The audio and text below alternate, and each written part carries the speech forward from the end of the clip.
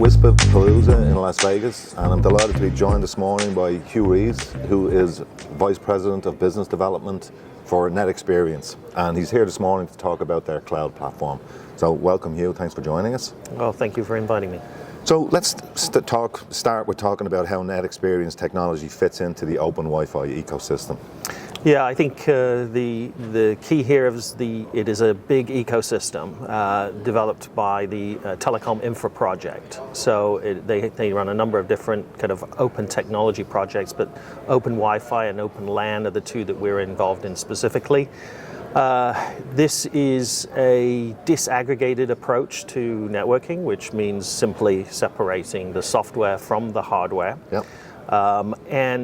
We play purely in the software space, so okay. You can't buy an access point from us, for example. Okay. Which makes our relationship a perfect one, right? Because we can solve that piece of the puzzle, right, with the hardware. Exactly. Yeah. Yes.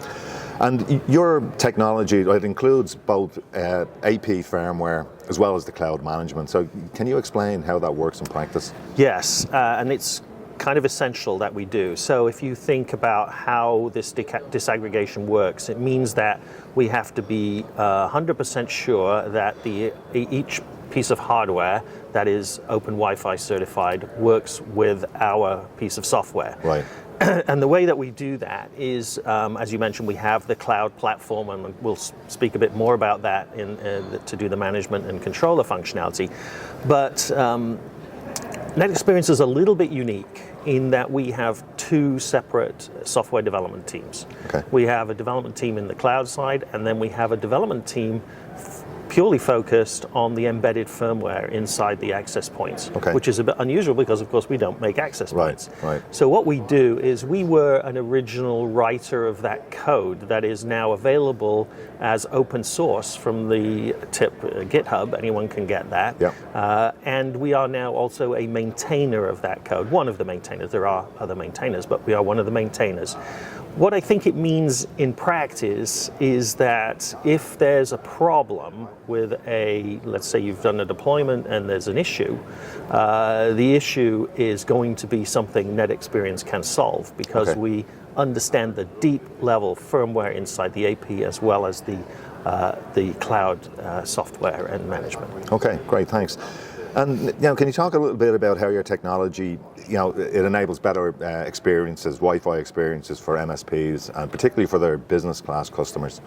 Yeah, the way to view this, I think, is that what we're providing is a sophisticated, highly manageable Wi-Fi solution at a low cost. I'm sure we'll talk a bit more about costs later, but the platform is a full controller platform. So that's to say it manages dense Wi-Fi, think of apartment buildings, hotels, these kind of things where you've got very dense Wi-Fi.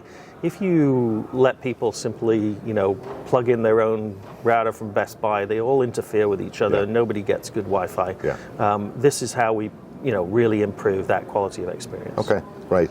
And as a cloud-based management platform for open Wi-Fi, how do you help wireless ISPs save on hardware and software costs, particularly compared to the traditional vendors that we see out there? Yeah, and this is of course is a huge reason of the success of TIP Open Wi-Fi, is that what we're doing really is providing that sophisticated, manageable Wi-Fi I just described, but at a much lower cost. And the reason is, why is this the case, is that the manufacturers that make those access points are the Taiwanese, Chinese, Vietnamese access point vendors. To be honest, these are the folks that make the access points for all of the traditional brands anyway. But now you've got basically a white labeled solution from them without any markup. Again, you don't buy it from us, buy it from you guys. There's no markup from our side. So the hardware costs are very, very competitive. And of course, what we've done in NetExperience is made our software extremely competitive too. So overall, we reckon that you're going to pay less than 50% of what you would do from a traditional vendor. Yeah, and that's really what we've seen in practice as well. And it makes that very analogous to the other side of our business in open networking, in the data center and the telco. It's the commodity hardware, for want of a better term, for the switch, and then you pair it with the software. Let's talk a little bit about scalability then. So how does your platform enhance the scalability of Wi-Fi deployments? So it's a very modern platform, as you can imagine. It is a Kubernetes cluster cloud deployment, which means it's sort of microservices based. This means it's really scalable both horizontally and vertically, almost infinitely. I can give you a couple of examples in terms of the scalability. We have a customer in India, in fact, the largest telco in India, that is in process of deploying not just thousands, tens of thousands, but hundreds of thousands and millions.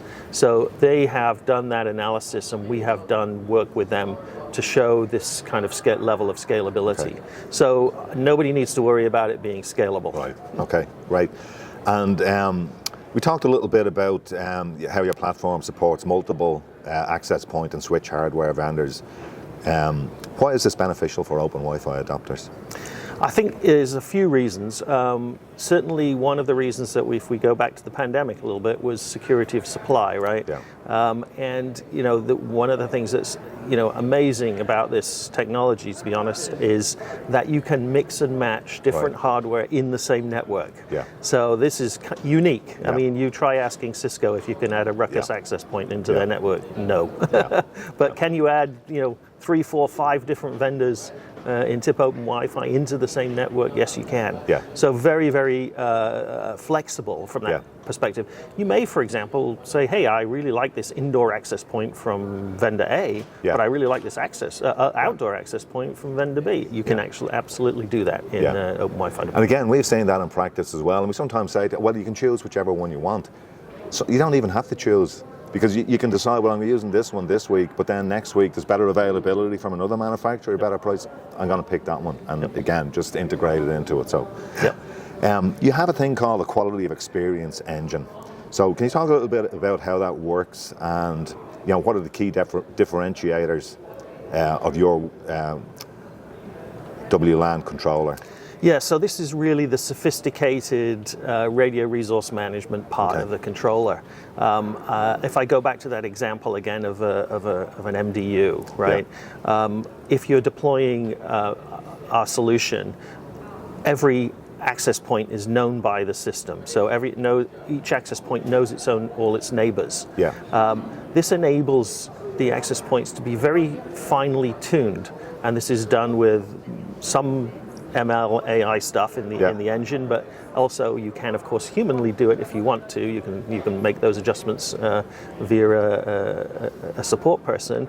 But the idea is that the thing self-tunes, self-manages, and automatically provides the best possible coverage with the least possible interference. Okay. So what that means from end users in an apartment building would be they getting the best possible Wi-Fi quality that they can. Okay, great. How does your approach to business and monetization features like Radius PSK for MDUs benefit WISPs? So I think that's a good point. I think this is a really good selling point for anybody that's deploying in MDUs specifically.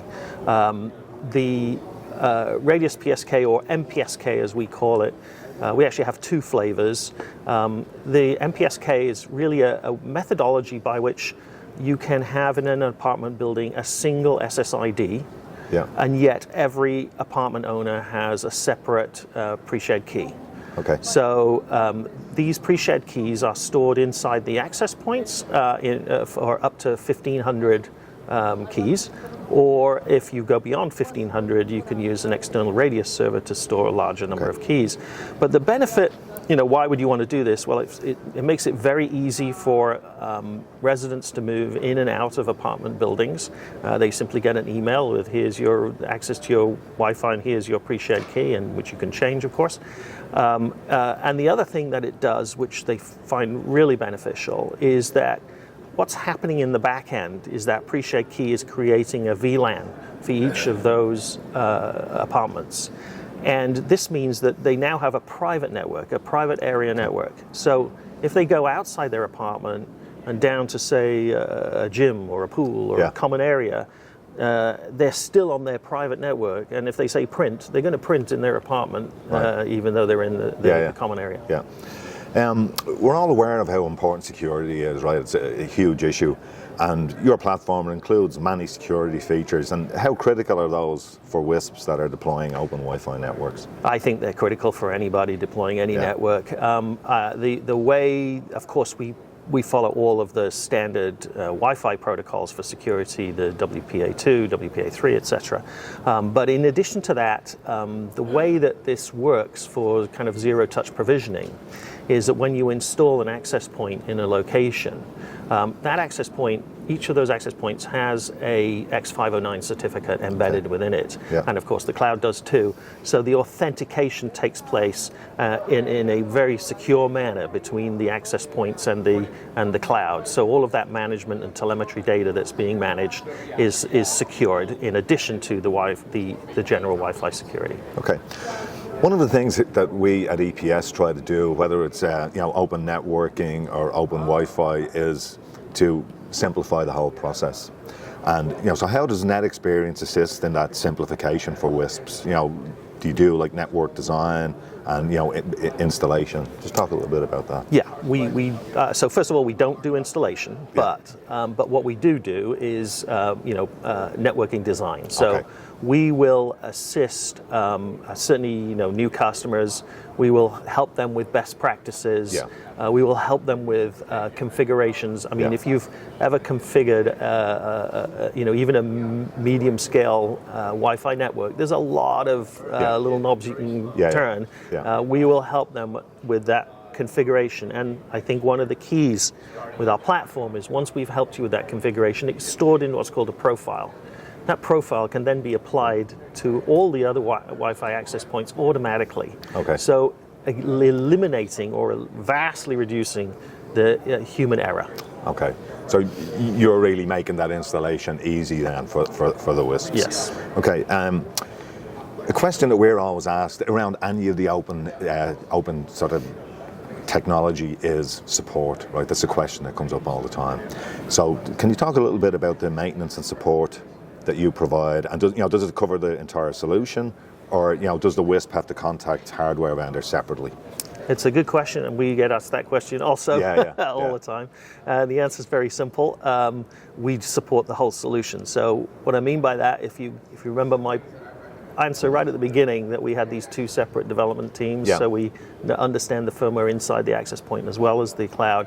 Regardless of which access point you're using, as long as it's a TIP certified open Wi-Fi access point, we will support the entire solution. So if you have a problem, something's not working right, there's a bug, something you've uncovered, this does happen, you don't call the access point vendor at all. You call us. We will investigate, because 99.99% of problems are software, not hardware. Correct. We understand the whole software stack. We can fix that problem. If it really is a hardware problem, which is very rare, but if it is, we will triage that back with the hardware. That's great, because for us, when we're asked that question, it's always good to have a really simple answer for the customer. You just call NetExperience. And that's a great answer to give them, rather than say you have to call somebody else. So that's great, Huw. I really appreciate it. Thanks for taking the time this morning. Very informative. And if anybody's any questions, they can follow up, reach out to me, and we will help you with that. Great, thank you.